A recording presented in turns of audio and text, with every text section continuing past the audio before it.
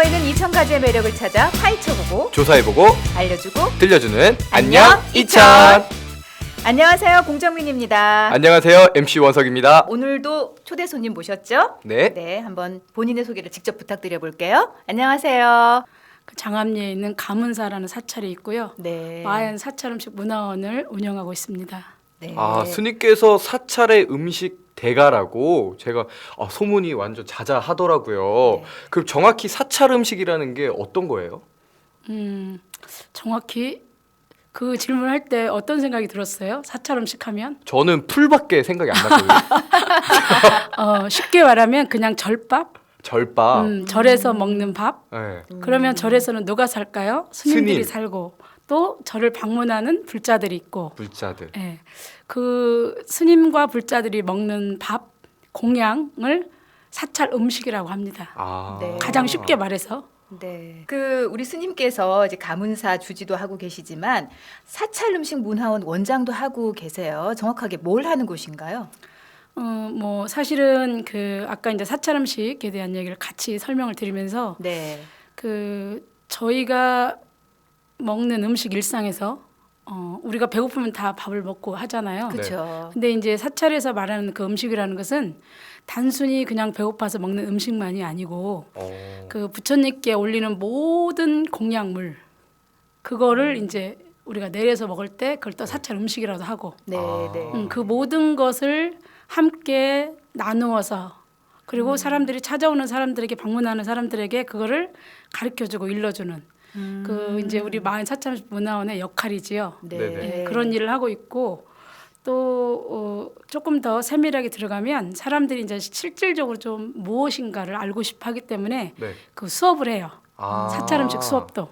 네네. 네, 그래서 일반인들도 참가를 할 수 있는 건가요? 네네네. 그럼 신청을 통해서 할 수 있는 건가요? 네네네.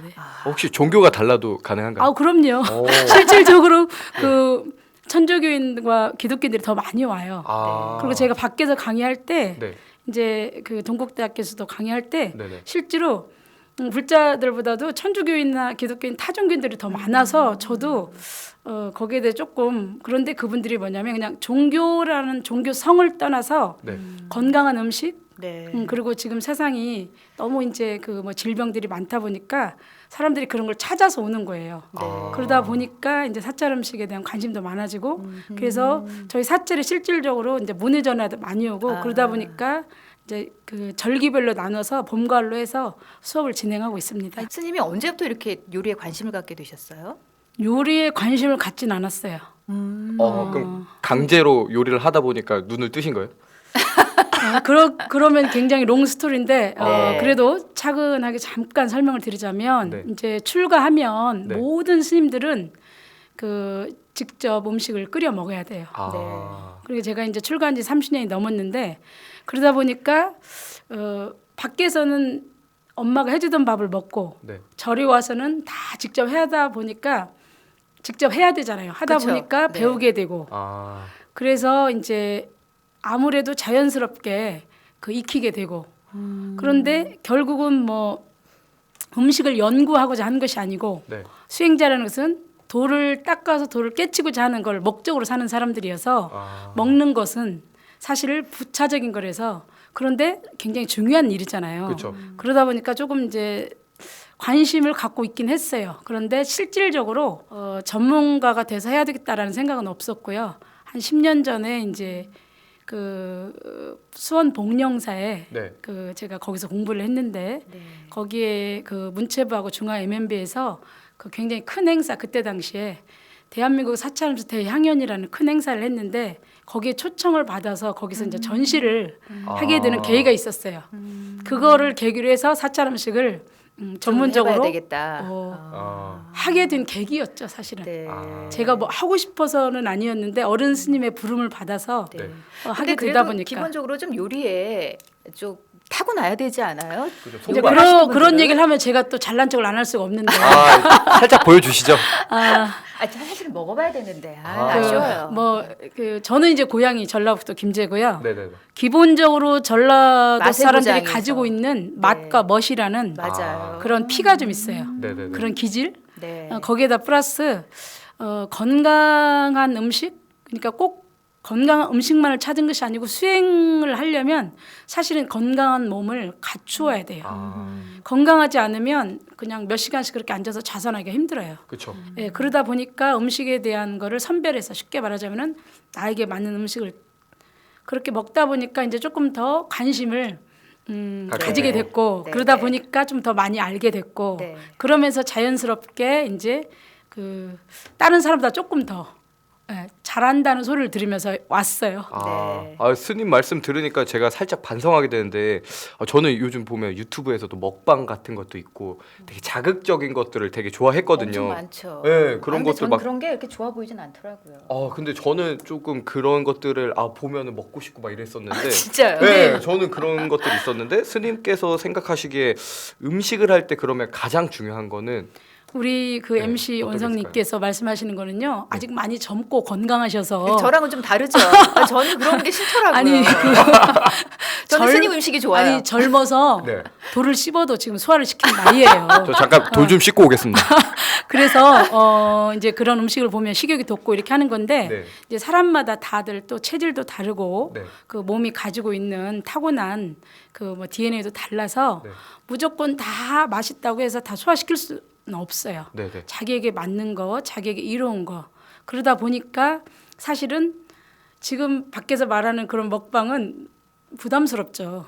조금은 그렇죠. 제가 이제 말씀드리기 어려운 부분이 있는데 조미료 같은 것도 많이 사용을 너무 아무래도, 자극적이어서. 네, 화학 조미료를 맞아요. 사용하기도 자극적이다. 하고. 그러니까 맛을 쫓다 보면 그 자극적인 게 자연스럽게 내 몸하고 그러다 보면 이제 거부 반응도 좀 생기고 그러니까 사람마다 좀 달라서 네. 제가 딱히 규정돼서 말씀드리기는 어렵지만 네. 그래도 몸이라는 것은 우리도 자연의 일부일 뿐이거든요. 그렇죠. 그래서 자연에서 나는 그 절기에 나는 그 식재료를 가지고 내 몸에 부합이 됐을 때 그게 편안하고 소화도 잘 되는 이로운 음식이 되는 것이지 화학적이고 너무 자극적인 거를 먹다 보면 조미료라든지 꼭 조미료만은 아닌데 이제 뭐 화학적인 쉽게 말하자면은 그런 것들이 섞여진 음식을 먹다 보면 몸이 아무래도 한 번은 괜찮아요.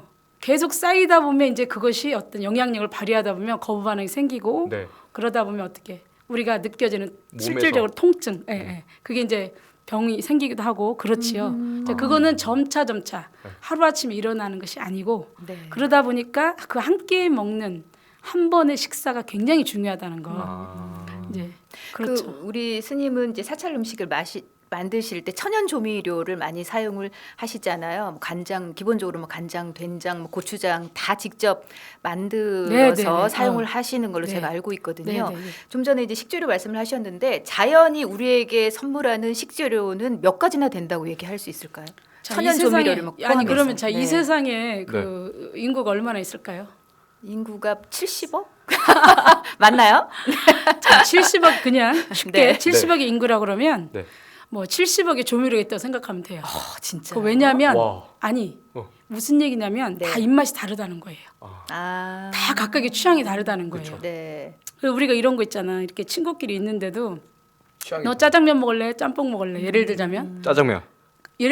그러면 그게 좀 다르잖아요. 네. 그런 것처럼 그 규정되어진 쉽게 말하자면 조미료는 있다 해도 각자 자기의 입맛을 찾아서 자기의 취향에 따라서 넣고 빼고를 하기 때문에 네. 굉장히 다양하다고 생각이 돼요. 그런데 이제 뭐냐 자연적으로 만든 조미료냐 화학적으로 만든 네. 조미료. 그거가 중요하죠. 그러니까 자연이 주는 조미료는 우리가 이제 일상생활에서 보는 풀 종류도 갖가지 풀 종류가 많이 그렇죠. 있잖아요. 네, 그런 풀도 다 우리가 직접 먹을 수 있는 식재료가 되는 그럼요. 거란 말씀이시죠. 그러니까 무심히 네. 사실은 이제 우리가 길을 걷다 보면 내가 무심히 밟고 있는 그 풀조차도 사실은 들여다보면 우리가 먹을 수 있다라는 거지. 근데 모르고 지나가고 다 밟고 버리잖아요. 네. 네. 그럼 네. 그런 풀을 이용해서 만들어 보신 그래서 요리가 말씀드린 있어요? 거예요 아까 네네. 아까 뭐 70억이라면 그 정도로 네. 많다라는. 우리가 모르고 있는 그런. 그럼요. 것들이 그러니까 제가 그 아주 뭐 쓰러져가는 조금만 사찰에 살고 있는데 네. 산에 있어요. 산속에 네. 살고 있는데 제가 거기서 지금 12년째 살고 있는데 수행을 오래 하셨네요. 보이지 않는 그 식재료가 너무 많은 거예요. 근데 네. 재밌는 것은 그 해마다 또 다른 거예요. 아. 똑같은 민들레가 올라와도 네. 작년의 민들레, 올해의 민들레가 다른 거예요. 그렇죠. 예, 그게 왜 그러냐? 그 그러니까. 해의 기운에 따라서. 네네. 그래서 재밌는 게 어느 해는 그 민들레를 가지고 김치를 담기도 하고 네. 어느 해는 장아찌를 아. 예, 그리고 어느 해는 효소를 민들레 김치 처음 들어봤어요. 네. 정말요? 네, 네, 네. 되게 우리 신기해요. 일상인데 먹어보고 싶어요. 네, 오늘 그러니까 예를 들자면 네. 예를 들자면 그런 식으로 똑같은 아. 식재료인데 그 해에 따라서 조리법이 달라진다는 거예요. 아. 예, 그래서 사실은 꼭 이렇게 해야 된다. 꼭 이렇게만 먹어야 된다라는 것은 없어요. 그래서 제가 선생님 제가 기사에서 읽었는데 돼지 감자 얘기가 되게 네, 인상적이었거든요. 맞아요. 네. 실제로 저는 그 집에서 돼지 감자를 물을 끓여가지고 보리차 뭐 그런 형식으로 해서도 먹어봤었거든요. 그래서 스님께서는 콩나물 대가리조차도 버리지 않고 다 쓰신다고. 그 이제 하셨는데. 왜냐하면 네. 우리가 중이 됐을 때 처음에 출가했을 때 네. 배우기를 네. 흐르는 물도 아껴 써라. 흐르는 물도 함부로 해서는 안 된다는 것. 아, 그게 사상적으로 젖어 있단 말이지. 네. 그러다 보니까 우리가 콩나물 씻다 보면 어떻게 돼요? 콩나물 대가리가 많이 떨어져 나가잖아요. 떨어지죠. 그러면 이제 우리는 그게 어릴 때 그때가 뭐 20대고 철이 없고 어릴 때니까 뭐 씻다 보면 그냥 콩나물 떨어질 대가리 수도 있고. 버리기 일상이잖아요. 근데 그때 제가 이제 어린 나이에 스님께서 우가나 저희 콩나물 대가리 하나도 버려서는 안 된다. 그래서 스님 이거 뭐 어떻게 먹어요? 그러니까 그것도 다 콩나물 대가리만 모아서 싹 갈아가지고 김치 송송 썰어서 부침개를 해 먹는 거라. 그렇고. 그러니까 한 개도 버리는 것이 없는. 네. 진짜 없네요. 그러니까 근데- 음식 하나에도 그 불교의 철학이 다 담겨 그렇죠. 있는 그러니까 거네. 뭐냐면 이거는 흐르는 물도 아껴 쓰고 콩나물 대가리 하나도 버리지 않는 것은 우리가 돌을 잘 닦으라고 모든 불자들이 공양을 올려서 그건 시주의 은혜잖아요. 네. 네. 근데 그걸 우리가 함부로 하면은 아. 복을 감한단 말이지. 음흠. 그래서 그걸 모든 것을 수용하고 함부로 하지 않는 마음, 그걸 가지고 복 수용을 해서 수행을 잘하는 것. 네. 그게 이제 스님의 역할이고 그러다 보니까 그런 식생활이 습관화돼 있어요. 생활화돼 있어요. 몸에. 네, 책에 대한 소개를 좀 드릴게요. 네네. 저가 이제 사실은 책을 세 권 세 세 권 권이에요. 내셨어요. 네, 네. 이제 두 권은 한글판.